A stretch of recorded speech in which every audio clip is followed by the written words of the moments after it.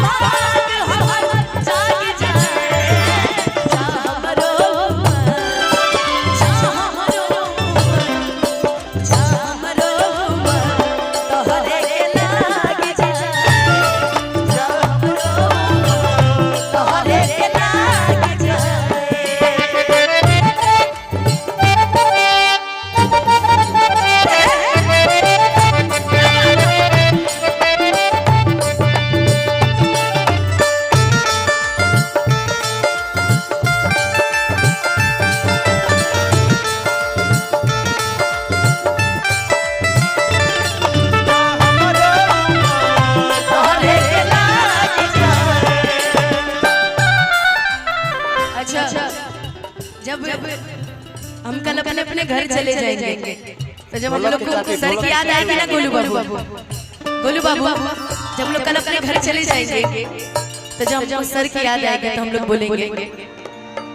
कि मिल के जब जालू मोर धान हो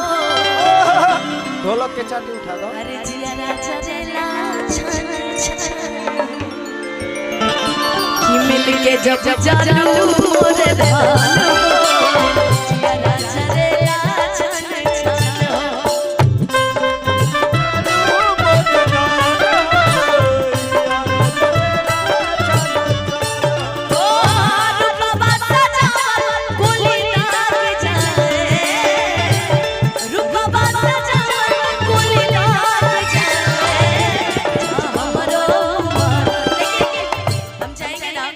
हमने आते ही पहले एक ही लाइन से शुरू तो हम चाहेंगे आप सभी कर मिलके गाइए कि जा हमरो इसमें कुछ ऐसे करे हु कर रहे हैं कम से कम एक लाइन गा दो यार एक बार हाला मचा दो एक बार तो पूरे खगड़िया वालों इतने सारे मुझे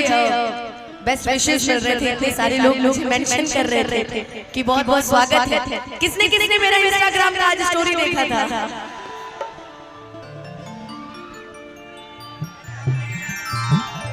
किसने किसने देखा यार इंस्टा की स्टोरी कि आज हम कहाँ आ रहे हैं खगड़िया और मैंने पूछा था कि कौन कौन आ रहा है बहुत सारे लोगों ने रिप्लाई किया थैंक यू सो मच इतने सारे लोग प्यार करते हैं तो एक लाइन बस बोल दो कि जा हमरो अरे सुनने तो दो यार आधा काम तो तुम लोग खत्म कर देते हो कि जा हमरो अच्छा मुझे लग जाए कि उनको लग जाए हमको इसी प्यार में तो विदा है आइए चाहेंगे एक बार दोनों हाथ उठा के आप लोग भी बहुत बहुत आशीर्वाद देते रहिए आजीवन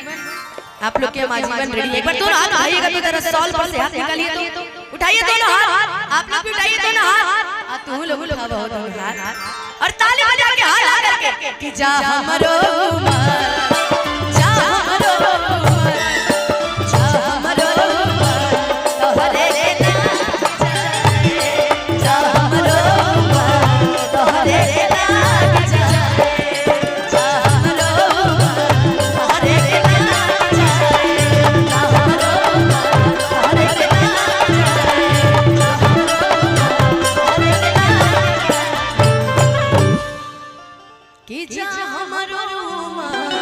अरे तहरे के लागे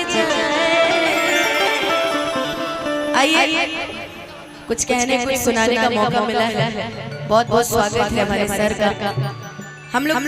स्वागत की तब पुराना हो गया जब स्कूल में हम लोग ऐसे माइक ध्यान से सुनिएगा